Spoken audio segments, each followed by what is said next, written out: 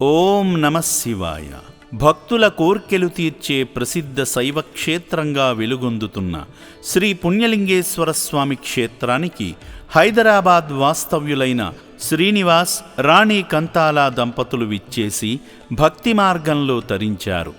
మాధవ సేవలో భాగంగా ముందుగా శ్రీ పుణ్యలింగేశ్వరుణ్ణి దర్శించుకుని శివయ్య చెంత గోత్రనామాలతో పూజలు నిర్వహించుకున్నారు. సనాతన గోత్రోభవస్య నామధేయస్య శ్రీనివాస్ నామధేయస్య రాణి నామ్ని అవినాష్ నామధేయస్య అభిలాష్ నామధేయస్య अस्माकं सह कुटुंबानां क्षेम स्थैर्य विजय वीर्य अभय आयु आरोग्य ऐश्वर्याभिवृद्धिरस्तु. దంపతులిద్దరూ శివనామస్మరణ చేస్తూ గంగాధరునికి జలాభిషేకం చేసి శివానుగ్రహాన్ని పొందారు.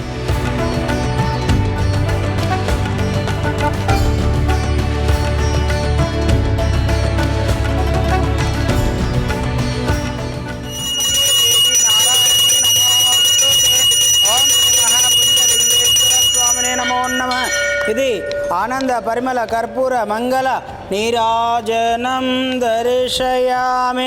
నమ పార్వతీపదయే హర హర మహాదేవ శంభో శంకర హర హర నమ శివార్పణమస్తు. ఓం శతమానం భవతు శతాయు పురుష శతవేంద్రియ ఆయుష్యేంద్రియే ప్రతిష్టతి. శతమనంతం భవతి శతమైశ్వర్యం భవతి శతమితిం శతం దీర్ఘమాయు. ఈ సందర్భంగా ఆలయంలో కొనసాగుతున్న హోమంలో పాల్గొని మొక్కులు తీర్చుకున్నారు. యజ్ఞేశ్వరాయ ఇదం నమః. ఓం కాంచాయనాయ విద్మహి కన్యాకుమారి ధీమహి తన్నో దుర్గి ప్రచోదయాత్ స్వాహ. దుర్గాదేవతాయ ఇదం నమః. ఓం తత్పురుషాయ విద్మహి మహాదేవాయ ధీమహి తన్నో సర్వదేవత ప్రచోదయాత్ స్వాహ. సర్వదేవతాయ ఇదం నమః. ఓం శ్రీ మహాయజ్ఞేశ్వర స్వామి దేవతోభ్యాయ నమో నమః. అనాథుల కోసం కడుతున్న శ్రీ పుణ్యలింగేశ్వర స్వామి ఆలయ నిర్మాణంలో పాల్గొని పుణ్యఫలాలు పొందారు.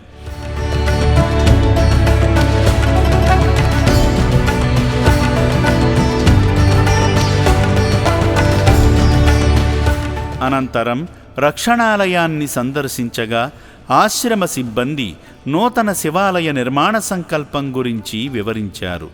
ఈ పుణ్యప్రదేశానికి విచ్చేసి భక్తి మార్గంలో తరించిన ఈ పుణ్య దంపతులను ఆ శివయ్య సదా రక్షించాలని అమ్మా నాన్న అనాథ ఆశ్రమం కోరుకుంటుంది.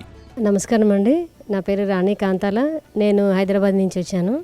మా ఇల్లు వచ్చేసి opposite MGPS Mahatma Gandhi bus station. రాగానే టెంపుల్కి తీసుకెళ్లారు.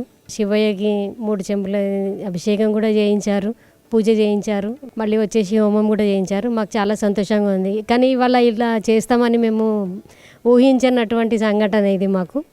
కాకపోతే ఇక్కడ చాలా బాగుంది. ఇంకా అది గుడి కట్టడానికి మాకు ఇటుకలు తీసుకెళ్ళి కూడా అక్కడ పెట్టమని చెప్పారు.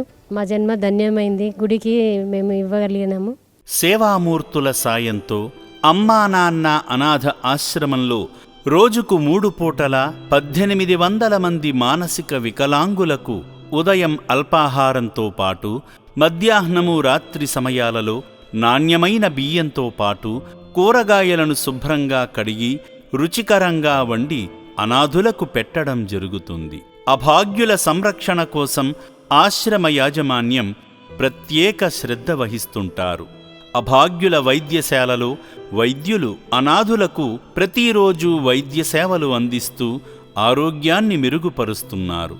మానవదేవుళ్లారా, ఇప్పటి వరకు ఈ పుణ్యప్రదేశానికి రాలేని భక్తులు కుటుంబ సమేతంగా వచ్చి అద్భుతమైన ఆధ్యాత్మికానుభూతిని, సేవానుభూతిని పొంది నా అంటూ ఎవరూ లేని ఈ అభాగ్యుల మనుగడ కోసం నిత్యావసర సరుకులు, వైద్యానికి సంబంధించిన మందులు, పాత బట్టలను వితరణ చేసి ఆదిదేవుని అనుగ్రహంతో మీ జీవితంలో ఉన్నత స్థితికి చేరుకోండి.